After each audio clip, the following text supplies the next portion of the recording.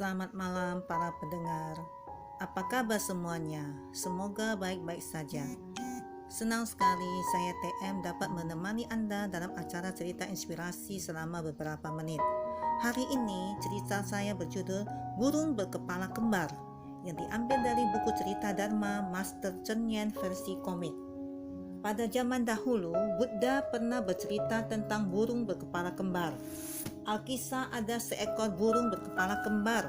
Saat kepala yang satu beristirahat, kepala yang lain harus tetap sadar untuk berjaga.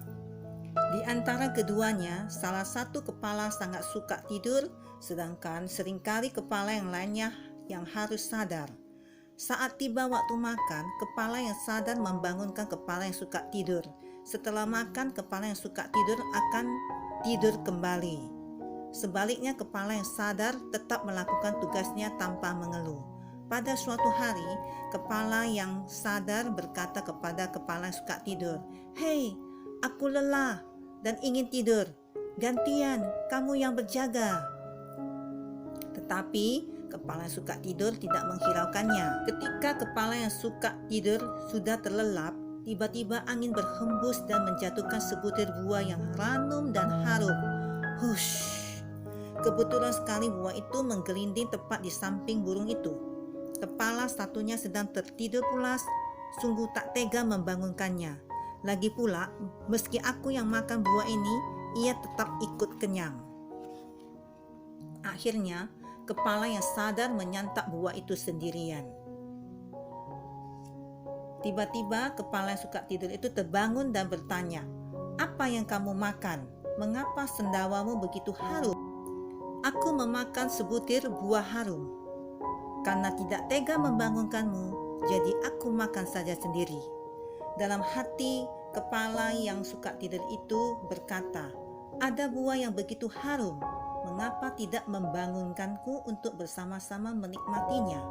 Baiklah, kalau begitu, suatu hari aku pasti balas dendam." Kemudian kepala yang suka tidur itu berkata kepada kepala yang sadar, "Baiklah, hari ini kamu istirahat saja biar saya yang jaga." Pada saat itu kebetulan ada sebutir buah yang jatuh di tiup angin. Tetapi kali ini buahnya beracun. Kemudian kepala yang suka tidur itu langsung memakannya dan berkata dalam hati, "Biar ku makan saja buah ini, seandainya mati pun kita mati berdua." Dengan penuh kebencian, kepala yang suka tidur itu pun menyantap buah tersebut. Kepala yang suka tidur itu adalah kehidupan lampau Devadatta, sedangkan kepala yang selalu sadar itu adalah Sang Buddha. Setelah mendengar kisah ini, kita dapat menyadari bahwa pikiran manusialah yang paling sulit dikontrol. Terhadap Devadatta yang adalah adik sepupu dan akhirnya menjadi muridnya saja, Sang Buddha kesulitan dan tidak berdaya untuk mengubah sifatnya. Melatih diri haruslah mengandalkan diri sendiri. Hanya dengan bersungguh-sungguh membina diri, bersedia bekerja keras untuk melenyapkan ketamakan, kebencian dan kebodohan batin, juga kecurigaan terhadap orang lain dan kesombongan, barulah kita bisa melenyapkan noda batin. Jika tidak demikian, meskipun terlahir sebagai burung berkepala kembar yang memiliki tubuh yang sama, tetap akan ada niat buruk untuk mencelakai pihak lain dan membalas dendam.